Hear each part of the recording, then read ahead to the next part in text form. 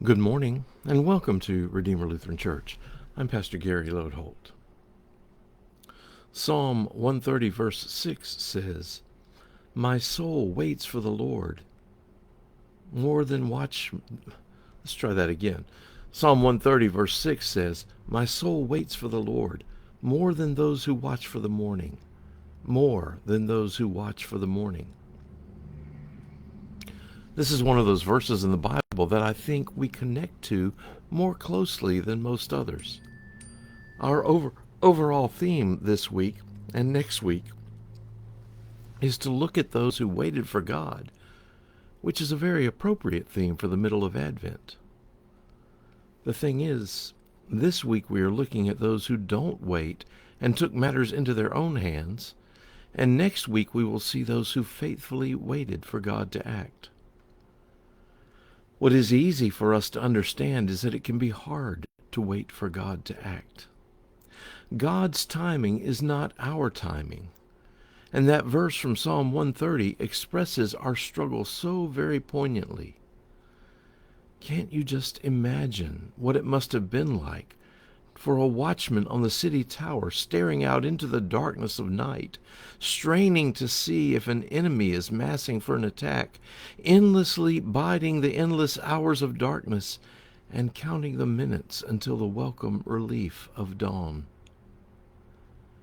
How many times have you been beset by some crisis or difficulty, and you toss and turn on your bed all night, imagining problem after problem in the darkness, and counting the minutes until it's time to get up? We've been there. Psalm 130 expresses that so well. It talks about waiting for God more than watchmen who wait for the morning. Not only that, but the repetition of the phrase itself is so descriptive of the struggle to be patient and the endless dragging of time. So often it feels like we are in that darkness, waiting for light. It's hard to wait for God. Our Bible story today is one of the most clear stories we have of people failing to wait patiently. In spite of the fact that God had saved them from slavery in Egypt and was continuing to lead them and feed them with manna and provide all sorts of help for them in ongoing ways, in spite of the fact that when they had come to the mountain of God, they saw God on the mountain shrouded in cloud to protect them from the overwhelming experience of God's glory. And in spite of the fact that they heard God give the Ten Commandments and then asked Moses to go up on the mountain to talk with God because they were afraid to hear from God themselves or to have God so near to them, and that when Moses did what they asked and went up on the mountain, he was gone a long time. It was much longer than they expected. After a while, they began to wonder what had happened to Moses. They began to speculate that perhaps he had fallen and been injured, or maybe even that he had died. Now remember, they could still see the presence of God on the mountain all this time.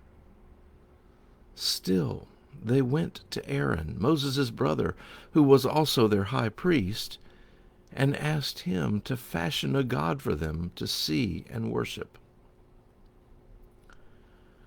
Perhaps one of the more stunning things about this request was that Aaron went along with it. I remember many years ago there was a local restaurant, and the owner was making very public statements that were racist in nature. The Synod had established a boycott of that restaurant. At that time, I was serving as the pastoral advisor for a Synod organization, and we were having a meeting, and when lunchtime came, they decided to go to this restaurant. I had to remind them that we needed to be walking with our brothers and sisters of a different race by not going to that restaurant. Well, that was the kind of thing Aaron didn't do. He didn't call the people to be faithful to God, and instead asked them to bring him their gold. He melted it all down and fashioned for them a golden calf and they all bowed down to it. Meanwhile, up on the mountain, God says a devastating thing to Moses. Look what your people have done. They clearly aren't my people. Oh, what we want. Oh, what we so need is to be God's people. So often, however, we are our own people instead, fashioning our own golden calves and giving ourselves to them. Those folks didn't wait for God very well. Indeed, they completely abandoned God, who was doing all kinds of things on their behalf.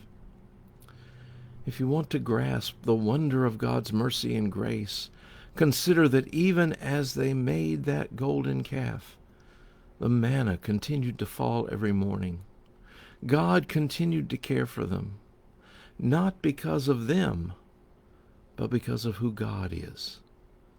God has ongoing mercy and grace. Perhaps that's the best news of all for us. Maybe the writer of Psalm 30 had all this in mind. In verse 7 he wrote, "And now, O Lord, what do I wait for? My hope is in you." Thanks for watching, and remember to let this day belong to God.